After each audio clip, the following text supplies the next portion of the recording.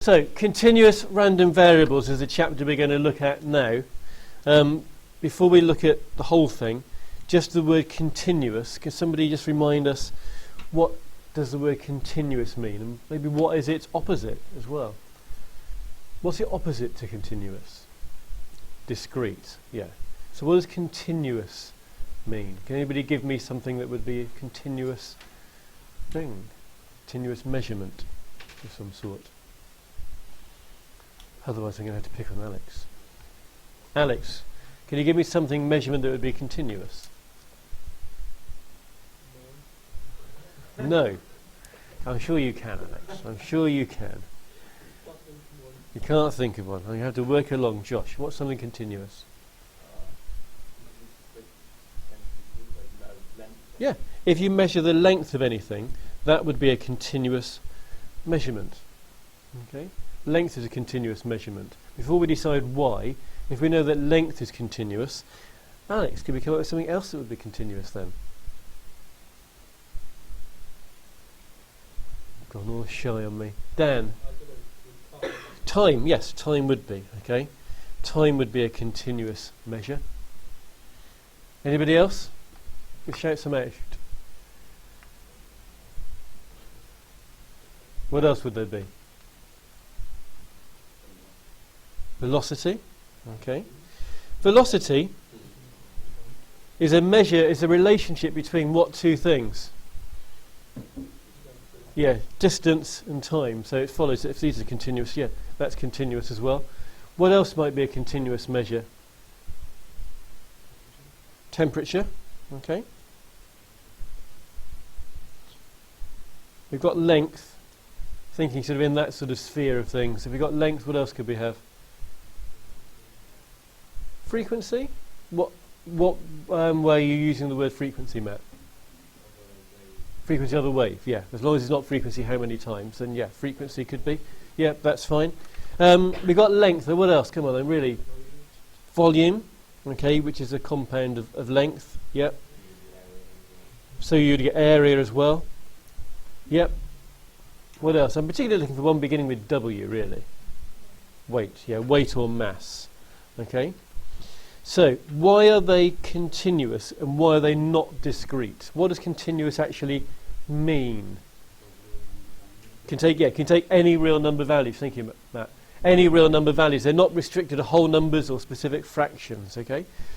So, continuous random variables can take a continuous measurement, often length, which could be a length as in sort of centimetre, metre length, or a length of a period of time, that sort of thing. The random variables you've looked at so far, what distributions have you looked at so far for random variables? Alex, what have we just been doing in the last chapter? Poisson. And what have you done in the past before Poisson? Binomial, yeah, they were discrete, where you could only get sort of 0, 1, 2, 3 or 5 as your random variable. Now we're looking at continuous random variables. We said what continuous are. If I'm just going to do a graph, I'm going to have values of x along here, and I'm going to have my sort of probability up there, up the side. If it was discrete, what sort of thing would my graph look like? What would appear on my graph if I was doing a discrete probability distribution? Sorry? Bar chart, yeah, bars going up. If it was discrete, it would be bars going up. Specific values with probabilities. What will it be then if it's continuous? I can't hear you. It's not going to be bars. A line, yeah, it might be a line or it might be a curve or something like that. Okay. And if this is x representing the values our random variable can take, we'll usually label this up here f of x, a function f of x. Okay. So there's one very basic distribution which looks like this, where x is there, f of x is here. Any idea what that distribution is called? Look at the shape. What is that shape? You're very close. It was not quite a square. So yeah, it's called the rectangular distribution.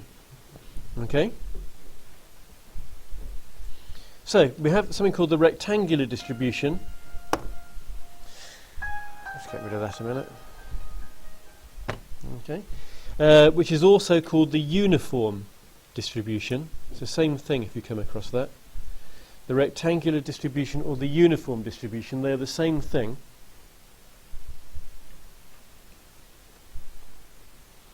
Let's put some numbers on here. Let's say x can take anything between 2 and 12. Okay? Let's say that x is going to be the length of something. Let's say x equals the length of items. We'll be very unspecific. Length of items. It's going to be continuous. We said those lengths can go between 2 and 12. What can anybody tell me now about anything else to do with here? I've got no numbers going up there on that scale. Can anybody tell me what they know about probability that can help us here a little bit further? What did all your bars have to... There's something about all your bars on a discrete one. All the probability. If you had a collection of bars, collection of discrete probabilities, they... On this one they look the same, but on any one in the past, what could you tell me about the heights of all the bars? All the probabilities? Put together. Add up to 1. Yeah, if it was discrete, all the heights of the bars would have to add up to 1. What do you think happens here? Because I haven't got lots of bars. The area adds up to 1, yeah. What happens here is the area here will have to add up to 1 for a continuous one, a continuous random variable. So can anybody tell me then, what will the height of that rectangle be? Sorry? 0.1, yeah, 1/10 of 0.1. Because the width is 10, the height has to be 1/10 for the area to be equal to 1. So that represents something which can take any value between 2 and 12, not just whole number values, absolutely any number. We could go into sort of loads of decimal places if we wanted to. And this here is 0.1. So what would be the probability that something from here, the length of this thing, what would be the probability that it was 8? 1/10. What would be the probability that it would be 8.2? 1/10. Okay. How many numbers could I write down in this list? Infinite number. But then if I add up the probabilities, I'm going to get more than 1. So something has actually gone wrong here. Because I could have done 8, 8.2, 8.3, 8.4, 8.5, 8.6, 8.7, 8.8, 8.99, 9.1, 9.2, 9.3.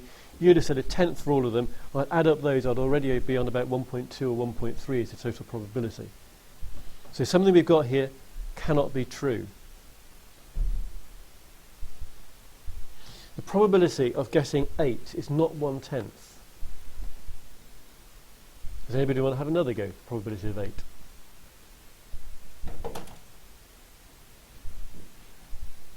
It's a continuous variable. What's the probability of getting something 8 centimetres long? Exactly 8 centimetres long. Tom? Pretty much nothing. Okay. What number shall I write down instead of pretty much nothing? 0.